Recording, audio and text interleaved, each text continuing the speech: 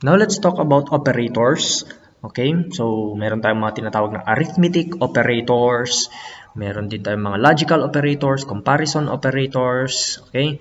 Yung mga operators na ginagamit natin sa C. So let's first have the arithmetic operators. Itong mga arithmetic operators, we have the addition, subtraction, multiplication, division, and so on. And kung mapapansin ninyo, wala naman tayong kwan dyan, wala tayong exponent, no? Wala tayong exponent. Iba kasi yung exponent pagdating sa C, no? Gagamit tayo doon ng function.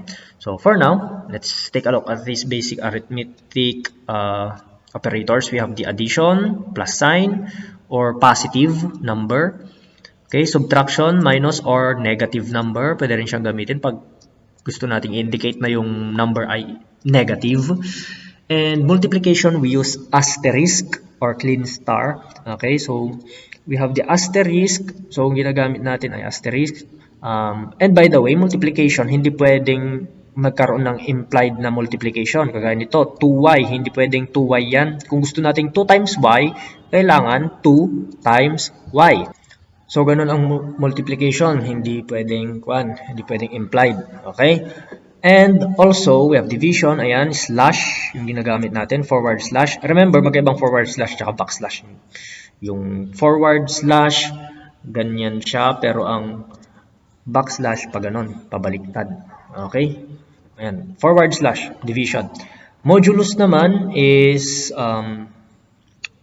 remainder of a division ang magiging result. Ayan, so 23 modulo 11, that is, remainder niya is 1. So, ang result nito ay 1. Okay? Pag integer yung dinidivide natin, whole numbers lang ang ilalabas niya na result. So, we have 23 divided by 4. Okay? Hindi na niya ilalagay yung mga fractions or decimal places. Okay? So, yan. 23 divided by 4, 5 ang lalabas lang. Kapag ang ginagamit natin ay integer.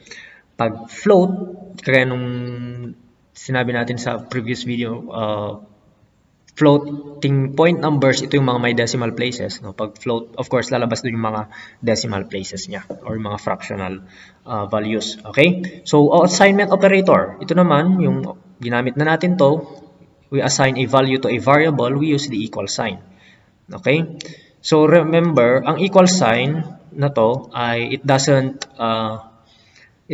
mean equality, or ibig natin sabihin doon ay hindi niya kino-compare yung x tsaka 1. Okay? Nag-a-assign tayo ng value. Okay? Kaya tinawag siyang assignment operator. We assign a value to x. Naglalagay tayo ng value sa x. Ayan. We have also increment and decrement operators. Ang ginagawa lang ng mga yan is to add or subtract 1 from the value. So, kumbaga kung 1 ang laman nitong x, mag-x plus plus tayo or plus plus x, magiging 2 yung laman ng x. Kapag minus naman, syempre, masusubtract siya ng isa. So, pag x minus minus, sinabi natin, kung ang laman ng x ay 1, magiging 0 siya. Okay? So, yun yung increment and decrement. Okay? We'll talk more about this doon sa mga next lessons natin, lalong-lalo na pagdating doon sa loops. Okay? So, wag niyo muna masyadong isipin. Okay? So, mag-focus muna tayo sa mga basic operators na yan. Okay? And also, we have the grouping. Ito, grouping, yung parenthesis. Okay? So, pag parenthesis, ginugroup natin yung mga operations natin sa C, yan lang yung ginagamit natin, parenthesis for grouping. Hindi natin pwedeng gamitin yung bracket or curly braces. So, ito, hindi pwedeng ganyan. So, hindi pwedeng meron tayong bracket. So, palitan natin yun ng parenthesis. Parenthesis lang ang pwede natin gamitin for grouping. Okay? So, yan. And then, we have also comparison operators. We compare values. So, x is equal to y. Ito naman, kung dun sa assignment operator, yung right-hand side value mapupunta sa x, dito, iba. So, kino-compare niya kung equal ba yung x at saka y.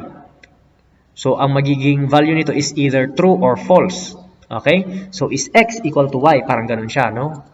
Yun yung magiging question doon. Is x equal to y? True. It's either true or false. Depende kung ano yung value ng x at y natin. Okay? So tandaan niyo, note that double equal sign and single equal sign have different purposes. The double equal sign is for comparison. Kino-compare niya yung dalawang values. Pero ang single equal sign is an assignment. Okay? So kung ano yung nandun sa right, ilalagay niya doon sa variable na nasa left. Okay? So yun yung pagkakaiba nila. Meron din tayong not equal. So pag not equal, ganito yung symbol natin. Exclamation point and equal. We have greater than, yan, x is greater than y. Greater than, we have the less than, greater than or equal, and then less than or equal. So yan yung mga operators natin. Okay, comparison operators used to compare values. And then we have the logical operators. Okay, logical operators are used to combine conditional statements. So itong mga conditional statements kasi itong mga to. The condition is whether this is true or false. Okay? So, meron tayong logical AND. X is less than 5 and X is greater than 1. So, yung AND natin is double ampersand. AND ang ibig sabihin nito. Okay? Sabi dyan, returns true if both statements are true. Kung true yan at true din ito, true itong buong to. Ayan, yung ibig sabihin nun. Okay? Ito naman is, we call it the logical OR. Sa keyboard ninyo, makikita ninyo yan yung or sa keyboard or dun sa keypad ng ninyo, ng phone ninyo. Yung vertical bar. Okay, yun. Okay? So, or we call this the pipe symbol, P-I-P-E, pipe or vertical bar symbol. So, dalawang ganon ang ilalagay natin. At ang ibig sabihin niyan ay OR. X is greater than 5 or X is less than 1. Kahit isa lang ang true sa kanila, itong buong to, magiging true na sila. Okay? Logical not naman, negation. Okay? Babaliktarin lang niya, it will just reverse the result. Kung true ito, gagawin lang niyang false. Ibig sabihin, true. Pag binasa natin, not true. Pag false yan, babaliktarin lang niya, ibig sabihin magiging not false. So, magiging true siya. Okay?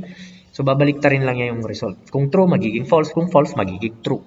Okay? So, we're going to talk more about logical operators pagdating natin sa decision making. Okay?